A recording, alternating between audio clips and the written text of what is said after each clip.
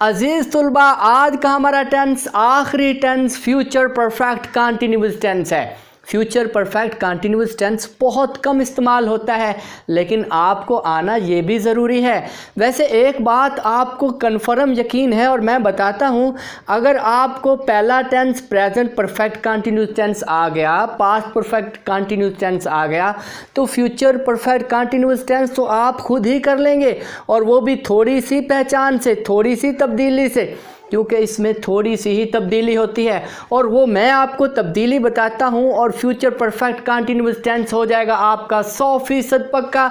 अब देखें जी तब्दीली क्या है, क्योंकि गा गी गे, पहले सबसे आप इसका माना देख लिया करें। फ्यूचर का मतलब है आने वाला, आने वाले के लिए आएगा गा गी गे। उसके बाद परफेक्ट, परफेक्ट का मतलब हो गया मुकम्मल, और उसके बाद कंटिन्यूस, मुकम्मल भी जारी भी, क्योंकि मुकम्मल तो है लेकिन जो है ना परफेक्ट है, और कंटिन्यूस जारी है, जारी होगा, का फ्यूचर का जारी होगा फ्यूचर में, और मुकम्मल भी होगा, और टेंस ज़माना, यानी कि फ्यूचर ज़माने में, आने वाले ज़माने में वो एक्शन जो मुकम्मल होगा उसके लिए फ्यूचर परफेक्ट कंटिन्यूस टेंस आता है। अच्छा देखें उसकी उर्दू पहचान, उर्दू पहचान ता रहा होगा, ती रही होगी, उसमें ता रहा है और उसके बाद ता रहा था, और क्या होगी, फ़र्क आया गा गी गे का, क्योंकि फ्यूचर का मतलब ही आने वाला है और आने वाले के लिए जो है ना गा गी गे इस्तेमाल करते हैं। अब उसके बाद आपको समझ आ गई फ़र्क क्या है, शैल और विल है, बाकी वही है, बीन वर्ब की पहली फॉर्म से ING, बाकी सारी चीज़ें भी हैं। परफेक्ट के लिए हैव भी आया हुआ है, वक्त के लिए बीन भी आया हुआ है, और सिंस और फॉर भी आया हुआ है। कंटिन्यूस के लिए ING भी आया हुआ है, बाकी सारी वही चीज़ें हैं। इस टेंस में फ़र्क है सिर्फ शैल और विल का।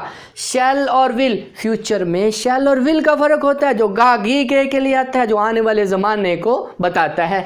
अब उसके बाद अफर्मेटिव सेंटेंसेस, इस टेंस के अफर्मेटिव सेंटेंसेस बनाना, फार्मूला, एक फार्मूला अगर आपको पहला इसके पॉजिटिव सेंटेंसेस का हो गया दुरुस्त, तो बाकी तो आप सारे ही बना जाएंगे।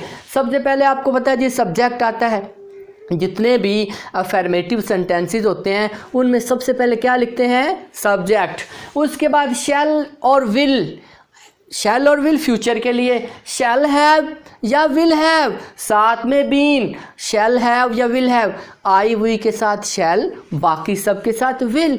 और अगर पुख्ता इरादा, धमकी, मजबूरी हो, तीन काम होंगे तो फिर आई हुई के साथ विल, बाकी सब के साथ शैल। उसी फार्मूले को उल्ट कर देंगे, उल्ट बना देंगे, शैल हैव बीन, उसके बाद आपने वर्ब की पहली फॉर्म और ING लगाना है। सिंस और फार मैं आपको तफसील से बता चुका हूँ। अगर वक्त दौरानिया हो, जिसका टाइम हो घंटा, जिसमें घंटा और मिनट्स हो, तो फार आता है, ये मैं आपको तफसीलन बता चुका हूँ। प्रेजेंट जो है ना परफेक्ट कंटिन्यूअस टेंस में मैंने तफसील से बताया है। अब उसके बाद टाइम, वक्त, उसके बाद एंड पे आपने सिंस और फार लगा के टाइम लगा देना है, वक्त लगा देना है, वक्त का ऐड कर देना है।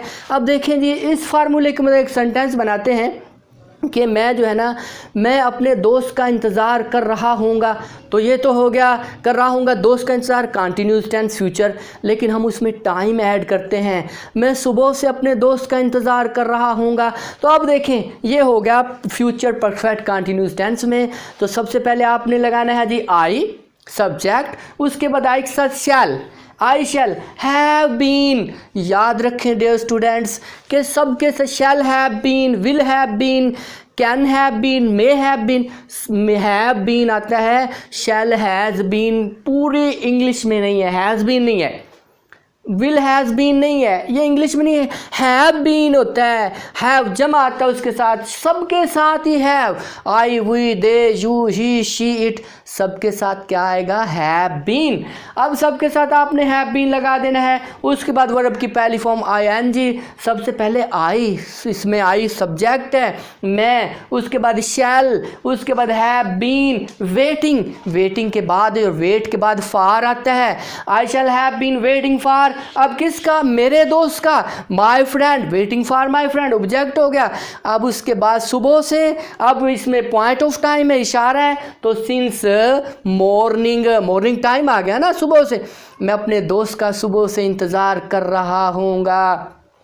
अच्छा, वो कर रहे होंगे, वो अपने दोस्त का इंतज़ार कर रहे होंगे सुबह से, वो सुबह से ख़त लिख रहे होंगे। अच्छा, सुबह से, अब उसके बाद दे सब्जेक्ट, उसके बाद will have been writing a letter since morning, वो सुबह से ख़त लिख रहे होंगे। अब उसके बाद वो जो है ना 2 दिनों से आ रहा होगा, अब उस 2 घंटों से आ रहा होगा। अब 2 घंटे पता नहीं कौन से 2 घंटे हैं, सुबह के, शाम के, जब गैर मुअय्यन है, मुकर्रर नहीं है, तो फार लिखेंगे। वो 2 घंटे से मेरा इंतज़ार कर रहा होगा, वो 2 घंटे से किताब पढ़ रहा होगा। तो सबसे पहले आपने वो लिखना है, वो की इंग्लिश क्या है जी, ही लिख देना। उसके बाद will have been writing a book, किताब लिख रहा होगा, रीडिंग अ बुक, किताब पढ़ रहा होगा। He will have been reading a book, वो किताब पढ़ रहा होगा। रीडिंग अ बुक कब, अब फार 2 आवर्स, 2 घंटों से वो किताब पढ़ रहा होगा। ये मुश्किल नहीं है, आप उसको आसानी से अंडरस्टैंड कर सकते हैं। बस आप सुने और आपको दोबारा अगर समझ ना आई तो आपने ये लेक्चर सुन लेना है, फिर तो आपका हो जाएगा ग्रांटेड 100% पक्का हो जाएगा। ये था इसका पॉजिटिव सेंटेंस। अब इसके हमने नेगेटिव सेंटेंसेस बनाने हैं, नफ़ी के, नाफिया के। आपको पता है नफ़ी में हम सिर्फ नोट का इजाफा करते हैं, फ़िक्रा नफ़ी हो जाता है। मैं तालिब इल्म हूँ, मैं टीचर हूँ, ये पॉजिटिव है, लेकिन इसमें मैं नहीं हूँ, मैं टीचर नहीं हूँ, मैं तालिब इल्म नहीं। तो नहीं के लिए सिर्फ क्या, किस चीज़ का ऐड किया, नोट का। नहीं के लिए सिर्फ हमने नोट का इजाफा किया, तो नफ़ी हो गया नहीं का। अब यहाँ पे सिर्फ और सिर्फ इसी फार्मूले में नोट का इजाफा होगा। सब्जेक्ट वही है, शैल विल वही है उसी तरह, हैव के बाद नोट लगा देना है। इन दोनों हैव और बीन के दरमियान में नोट लगाना है, हैव बीन। अब उसके बाद बाकी सारा वही, वेटिंग। अब मैं अपने दोस्त का इंतज़ार नहीं कर रहा हूँगा, मैं सुबह से अपने दोस्त का इंतज़ार नहीं कर रहा हूँगा। I will have not been waiting for my friend since morning. मैं सुबह से अपने दोस्त का इंतज़ार नहीं कर रहा हूँगा, वो 2 दिन से नहीं आ रहे होंगे। They will have not been coming for 2 days, वो 2 दिनों से नहीं आ रहे होंगे। अब उसके बाद इसके इंटेरोगेटिव बनाने के लिए आपको ये भी पता है, जब हम इंटेरोगेटिव बनाते हैं, कोई भी फ़िक्रा हो, सेंटेंस हो, तो इमदादी फ़ेल उसका इंग्लिश में शुरू में ले आते हैं। इसका इमदादी फ़ेल शैल और विल है। इंटेरोगेटिव करने के लिए शैल और विल बिल्कुल फ़िक्रे के आगाज़ में आ जाएगा। शैल विल, उसके बाद सब्जेक्ट, उसके बाद हैव। देखिए ये याद रखना है कि सब्जेक्ट, शैल और विल के बाद सब्जेक्ट आएगा, हैव बीन, उसके बाद वर्ब की फर्स्ट फॉर्म के आईएनजी, बाकी सारी तरतीब वही, सिंस और फॉर, आगे टाइम लगा देना आपने। अब उसके बाद क्या मैं अपने दोस्त का इंतज़ार कर रहा हूँगा, क्या मैं अब ये कंटिन्यूस का, फिर देखिए टाइम को ऐड करना है, क्या मैं सुबह से अपने दोस्त का इंतज़ार कर रहा हूँगा। अब उसके बाद क्या, शैल, उसके बाद आई, उसके बाद हैव, फिर बीन वेटिंग, अब for my friend since morning, क्या मैं अपने दोस्त का सुबह से इंतज़ार कर रहा हूँगा। ये हो गया जी इंटेरोगेटिव, क्या वो 2 दिन से आ रहे होंगे। अब वो दे के लिए will they have been coming. अब उसके बाद फॉर 2 days, क्या वो 2 दिनों से आ रहे होंगे।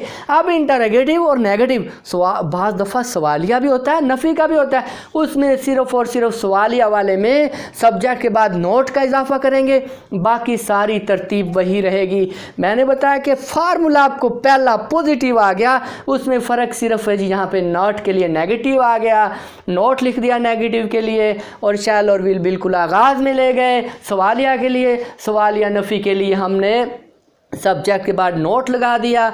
और उसके बाद आगे बारी आती है डबल सवालिया की। डबल सवालिया वो होता है जिसमें कोई सवाल पूछा जाता है, कोई क्वेश्चन पूछा जाता है, क्यों, कब, कहाँ, कैसे। अब उसके बाद कैसे वो आ रहे हैं, कैसे वो 2 दिन से जा रहे हैं या आ रहे हैं, कैसे के लिए क्या तय हो। सबसे पहले आपने क्वेश्चन, सुबह से क्या कर रहा होगा। What will Nadeem have been doing since morning? Nadeem सुबह से क्या कर रहा होगा। वो अगले माह से कहाँ रह रहे होंगे। कहाँ के लिए सबसे पहले where will they have been living since next month, वो अगले माह से कहाँ रह रहे होंगे। ये था फ्यूचर परफेक्ट कंटिन्यूअस टेंस। बहुत कम वैसे इंग्लिश में इस्तेमाल होता है, लेकिन आपको आना बिल्कुल लाजमी था।